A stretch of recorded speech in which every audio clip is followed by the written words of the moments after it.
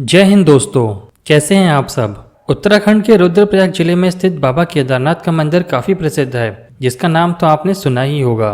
दोस्तों, अगर आप केदारनाथ जाने की योजना बना रहे हैं या फिर केदारनाथ आप जाने वाले हैं तो ये वीडियो आपके लिए काफी यूजफुल होने वाली है, क्योंकि इस वीडियो में मैं आपको बताऊंगा कि केदारनाथ धाम जाने के क्या क्या साधन हैं, कुल कितना खर्चा आएगा, खाने पीने और स्टे करने की क्या व्यवस्था होगी और हम कहाँ कहाँ घूमें। और साथ ही साथ अगर आप पैदल यात्रा करना नहीं चाहते तो हेलीकॉप्टर की सर्विस भी वहाँ पे उपलब्ध है। तो इस हेलीकॉप्टर के लिए कितना फेयर होगा और उसकी टाइमिंग क्या क्या होगी और वो कहाँ से मिलेगी। तो आज की डेट पे बने रहिए इस वीडियो में, जिसमें मैं आपको बताने वाला हूँ कि आप केदारनाथ जाने की एक परफेक्ट प्लानिंग कैसे कर सकते हैं। तो आज के इस वीडियो में मैं आपको केदारनाथ की यात्रा का पूरा विस्तार पूर्वक वर्णन करूंगा। जब मैं केदारनाथ धाम की यात्रा पे गया था तो मैंने जो जो चीजें फील की और जो ऑब्जर्व किया कि मुझे क्या प्रॉब्लम हुई है, मुझे क्या लेके जाना चाहिए था और क्या लेके नहीं जाना चाहिए था, तो ये सारी चीजें मैं आज के इस वीडियो में कवर करूंगा।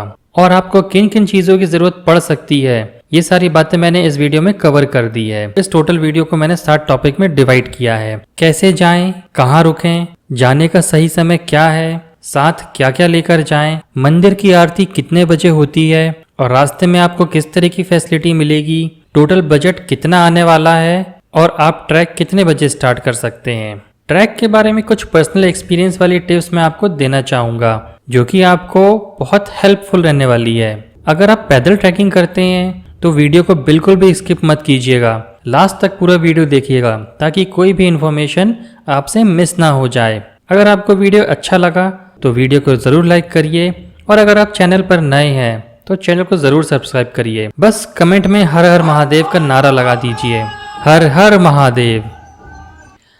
अब मैं आपको बता दूं कि केदारनाथ पहुंचने से पहले आपको 4 धाम यात्रा का रजिस्ट्रेशन करवाना अनिवार्य होता है, अन्यथा आपको यात्रा करने नहीं दिया जाएगा, क्योंकि यात्रा पास की पर्ची चेक होती है और जिसकी पर्ची नहीं बनी होती उसे बनवाने के लिए वापस भेज दिया जाता है। यात्रा पास की पर्ची कैसे बनवानी है उसके लिए एक वेबसाइट का लिंक मैंने डिस्क्रिप्शन में दे दिया है, तो आप वहां पर जाके ऑनलाइन यात्रा पास की पर्ची बनवा सकते हैं। अब बढ़ते हैं नेक्स्ट टॉपिक की तरफ। हमारा टॉपिक है कि पहले कैसे पहुंचें, यानी कि केदारनाथ पहुंचने के लिए आपके पास क्या साधन है। तो आपके पास 3 ऑप्शन होते हैं, बाय एयर, बाय ट्रेन और बाय बस। केदारनाथ पहुंचने के लिए अगर आपका माध्यम फ्लाइट से है तो आप देहरादून एयरपोर्ट फ्लाइट से आ सकते हैं। आप जिस भी राज्य से हैं या जिस भी शहर से हैं और अगर आपकी फ्लाइट देहरादून से अवेलेबल है तो आप देहरादून तक आ जाइए। अगर नहीं मिलती तो आप दिल्ली एयरपोर्ट आ जाइए और दिल्ली से आप देहरादून फ्लाइट पकड़कर आ सकते हैं। और फ्लाइट का सफर सिर्फ देहरादून एयरपोर्ट तक ही हो पाएगा, क्योंकि उसके आगे का सफर आपको बस से ही करना होगा।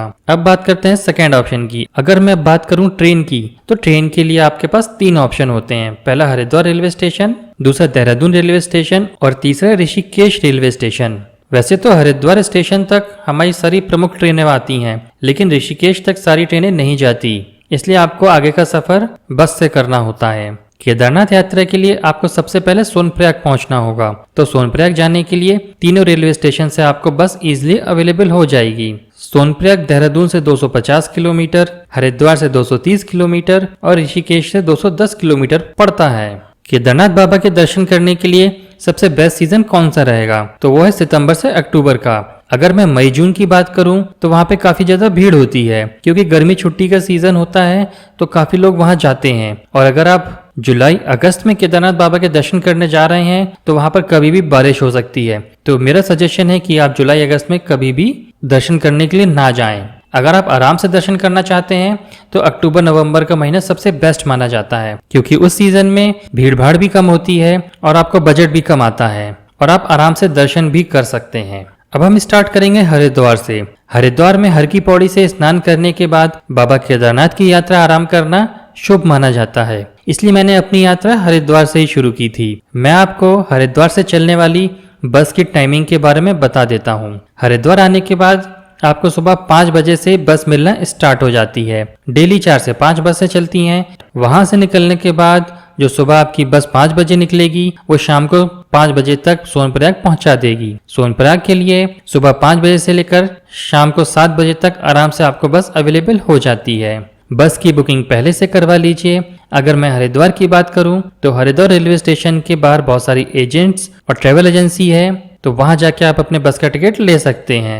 हरिद्वार रेलवे स्टेशन की कुछ ही दूरी पर वहां पर बस स्टैंड है, तो आप बस स्टैंड जाके भी काउंटर से बस का टिकट ले सकते हैं। इसी तरीके से दोस्तों आपको ऋषिकेश और देहरादून से भी ऑफलाइन टिकट आसानी से मिल जाएगा। इसके अलावा हरिद्वार से टाटा सूमो और बोलेरो जैसी गाड़ियां भी चलती हैं, तो आप हरिद्वार से सोनप्रयाग के लिए इन गाड़ियों को भी बुक कर सकते हैं। ये 9 से 10 सीटर होती हैं और इसमें सीट आसानी से उपलब्ध हो जाती है। अब बात करते हैं बस का किराया कितना होगा। सोनप्रयाग तक का किराया हरिद्वार से पर पर्सन 400 रुपए से 600 रुपए के आसपास पड़ सकता है। अगर आप ऑनलाइन विजिट करके अपनी टिकट बुक करवाते हैं, जो कि केदारनाथ की एक ट्रस्ट है, उनकी भी एक वेबसाइट है जिसे गढ़वाल मंडल विकास निगम कहा जाता है और इसे शॉर्ट में हम GMVN भी कहते हैं, तो GMVN की वेबसाइट पर भी जाकर आप बस की ऑनलाइन बुकिंग करवा सकते हैं। इसके अलावा थर्ड पार्टी ऐप्स की हेल्प से भी आप अपनी टिकट बुक कर सकते हैं, लेकिन उसके लिए किराया थोड़ा ज़्यादा होता है। सबसे इम्पोर्टेंट बात मैं आपको बताता चलूं कि सोनप्रयाग तक के लिए कोई भी स्लीपर बस नहीं चलती। सारी की सारी बसें सिटिंग वाली बस चलती है, क्योंकि केदारनाथ पहुंचने का जो मार्ग है वो पहाड़ों को काट कर बनाया हुआ और घुमावदार है, तो इन घुमावदार रोडों से अगर बस चलती है तो बस का संतुलन बिगड़ सकता है। अब हम लोग सोनप्रयाग के लिए रवानगी लेते हैं। इस सफर को पूरा करने में आपको लगभग 8 से 9 घंटे लग सकते हैं। अगर रोड पे ज्यादा भीड़ भाड़ मिलती है या फिर कहीं लैंड स्लाइडिंग हो गई हो तो उसके लिए अतिरिक्त समय आप मान कर चलिए। इसके अलावा अगर आप खुद की गाड़ी से, पर्सनल कार से आप जाना चाहते हैं तो आप बेशक जा सकते हैं। हरिद्वार से सोनप्रयाग तक की रोड बहुत बढ़िया बनी हुई है। अगर मैं बात करूं इस 9 से 10 घंटे के सफर में अगर आपको कुछ खाने पीने की आवश्यकता महसूस होती है तो रास्ते में बहुत सारी जगह है जहां पर आपको ऐसी फैसिलिटी मिल जाएगी जहां पर आप आराम से लंच भी कर सकते हैं। जब आप अपनी कार से सोनप्रयाग पहुंच जाते हैं तो सोनप्रयाग में ही बहुत बड़ी पार्किंग फैसिलिटी अवेलेबल है, वहां पर आप अपनी कार को पार्क कर दीजिए। 8 से 10 घंटे का सफर तय करके आपको काफी सारी थकान हो जाती है। आप सोनप्रयाग में ही स्टे लेना चाहते हैं तो आप बेशक स्टे ले सकते हैं। इसके अलावा सोनप्रयाग से 5 किलोमीटर आगे गौरीकुंड में भी आप स्टे ले सकते हैं। इसका जो चार्ज रहेगा वो पीक सीजन में, जो कि हाईएस्ट सीजन होता है मई और जून का, आपको 3000 से 5000 तक होटल रूम आपको आसानी से मिल जाएगा। सबसे इम्पोर्टेंट बात मैं आपको बताता चलूं कि पीक सीजन में अगर आप आते हैं, जैसे कि मई और जून का सीजन होता है, तो उस समय आप एडवांस बुकिंग करवा कर ही आए। अगर आप होटल की एडवांस बुकिंग करवा लेते हैं तो आपको वहां पहुंचकर वहां पर आपको होटल ढूंढने के लिए दिक्कत नहीं होगी, क्योंकि मई और जून के महीने में सोनप्रयाग और गौरीकुंड में बहुत ज्यादा भीड़ होती है और वहां पर उस समय रूम मिलना भी मुश्किल हो जाता है। इसलिए मेरा सजेशन है कि आप जब भी आए एडवांस बुकिंग करवा के आए। इसके अलावा अगर आप अक्टूबर नवंबर में, जो कि ऑफ सीजन होता है, सोनप्रयाग आ रहे हैं तो ये 3000 रुपए वाले होटल का किराया 1000 रुपए तक में आपको मिल जाएगा। अगर आपका बजट कम है तो आप दूसरा ऑप्शन डॉर्मेट्री का यूज भी कर सकते हैं, जिसका किराया प्रति व्यक्ति प्रतिदिन 300 से 350 के आसपास हो सकता है। रही बात सामान रखने की, तो आपको एक क्लॉक रूम दे दिया जाता है, तो आप अपना सामान वहाँ पे क्लॉक रूम में जमा कर सकते हैं। अगर आप रात में सोनप्रयाग में स्टे करते हैं तो कोशिश करिए कि मॉर्निंग में जल्दी से जल्दी निकल के आपको गौरीकुंड पहुंचना होगा, और अगर आप गौरीकुंड में स्टे करते हैं तो जितने जल्दी आप ट्रैक स्टार्ट करेंगे आपके लिए उतना ही बेस्ट रहेगा। और मैं फिर से बता दूं कि ट्रैक स्टार्ट करने से पहले आपको चारधाम यात्रा का पास बनवाना होगा, क्योंकि पास वहां पर जरूर चेक होगा। अगर आप समय की बचत करना चाहते हैं तो आप घर से भी पास बनवा कर ला सकते हैं, जो कि ऑनलाइन भी बनता है। दोस्तों अब हम आगे बढ़ते हैं आगे की तरफ सोनप्रयाग से गौरीकुंड के लिए। तो सोनप्रयाग से गौरीकुंड का जो डिस्टेंस है वो 5 किलोमीटर का है, और आपको सोनप्रयाग से गौरीकुंड कैसे पहुंचना है तो आपके पास उसके लिए 2 विकल्प हैं।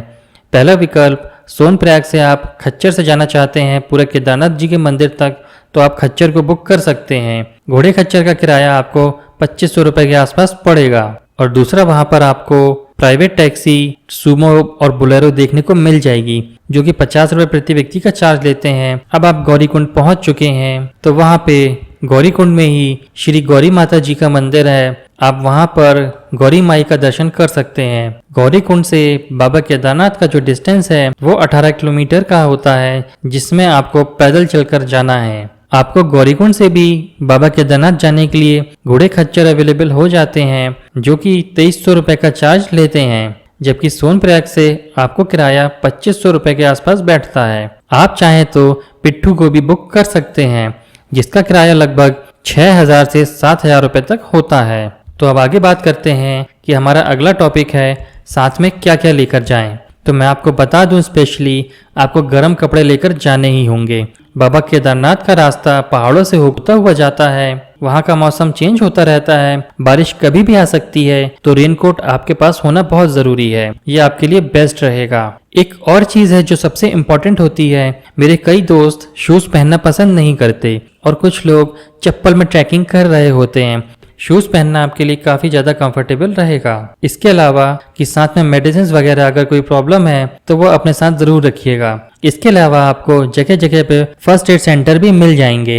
अगर आपको ट्रैकिंग करते समय किसी भी प्रकार की सांस लेने में कोई समस्या हो रही है तो आप वहां जाकर अपना मुफ्त में चेकअप करवा सकते हैं। उसके लिए आपको कोई भी चार्जेस नहीं लिया जाएगा और आपको तुरंत मेडिसिन उपलब्ध करा दी जाएगी।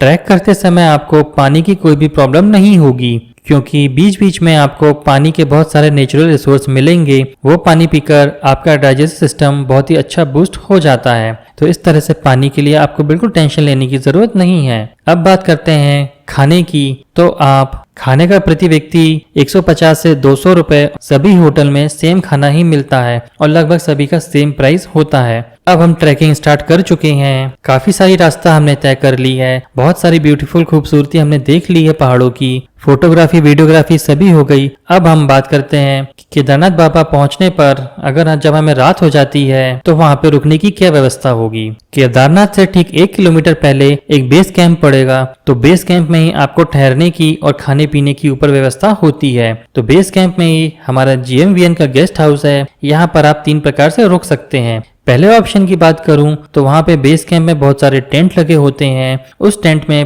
प्रति व्यक्ति किराया 300 रुपए के आसपास होता है और टोटल 10 बिस्तर उपलब्ध हो जाते हैं। तो आप टेंट में 300 रुपए देकर आराम से वहां रात गुजार सकते हैं। दूसरे ऑप्शन की अगर मैं बात करूं तो वो है हट।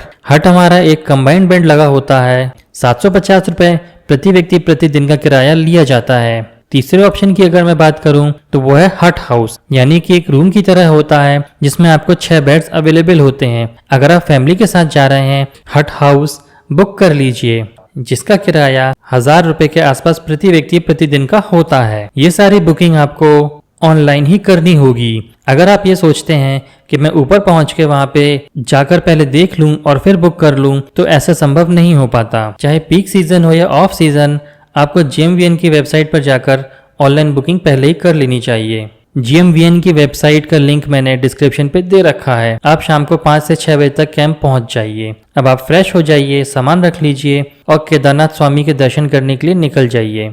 अगर आरती के समय की बात करूं तो केदारनाथ बाबा की आरती एक तो सुबह 6 बजे होती है और दूसरी आरती शाम को 6 बजे होती है। मॉर्निंग में ही मंदिर के द्वार 5 बजे सुबह खुल जाते हैं। अगर आप पीक सीजन में आ रहे हैं, मई और जून के महीने में आ रहे हैं, तो आपको जो लाइन है वो काफ़ी लंबी हुई मिलेगी, जिसमें आपको दर्शन के लिए 3 से 4 घंटे का समय भी लग सकता है। और वहीं आप अगर ऑफ सीजन में आ रहे हैं, यानी कि सितंबर अक्टूबर नवंबर के आसपास, तो आपको 1 से 1.5 घंटे में आपके आराम से दर्शन हो जाएंगे। अब आप लाइन में लगकर ओम नमः शिवाय का जाप करते हुए बाबा भोलेनाथ का दर्शन करिए और अपने मन की मनोकामना उनसे मांग लीजिए।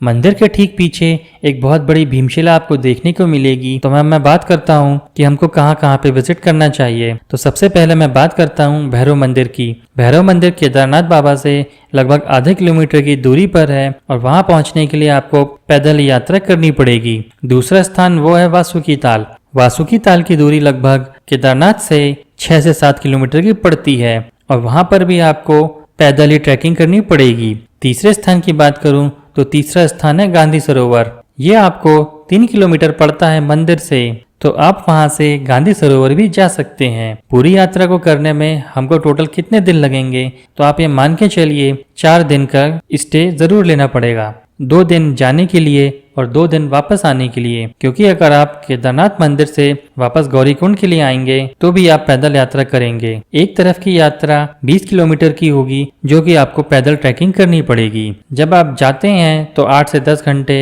आपको जाने में लग सकते हैं और जब आप लौटते हैं तो 5 से 6 घंटे आपको गौरी कुंड तक लौटने में लग सकते हैं। यहाँ पर जो मैंने 4 दिन का कैलकुलेशन बताया है वो हरिद्वार से लेकर केदारनाथ बाबा की यात्रा तक और वापस हरिद्वार तक आने का बता रहा हूँ। अगर मैं आपसे कुल खर्चे की बात करूँ कि यहाँ पर आपको कुल खर्चा कितना आएगा, तो ये मैंने 3 भाग में कैटेगराइज किया हुआ है। अगर आप पैदल ट्रैकिंग करने चाहते हैं तो एक व्यक्ति का किराया लगभग 3,000 रुपये के आसपास पड़ेगा, और अगर आप पीक सीजन में जाते हैं तो ये खर्चा आपको 5 से 6,000 के आसपास आएगा। दूसरे ऑप्शन की बात करूं, अगर आप घोड़ा खच्चर लेते हैं तो आपको ऑफ सीजन में इसका बजट लगभग, तो ये खर्चा 6,000 से 7,000 प्रति व्यक्ति आ सकता है आने और जाने का। तो ये हमारे केदारनाथ बाबा की यात्रा का कंप्लीट विवरण है। उम्मीद करता हूँ कि आपको पसंद आया होगा। यात्रा जीवन चैनल को सब्सक्राइब करिए। वीडियो पसंद आया हो तो एक लाइक ज़रूर दीजिएगा। आज की डेट में फ़िलहाल इतना ही, फिर मिलते हैं अगले वीडियो में। जय हिंद, जय भारत।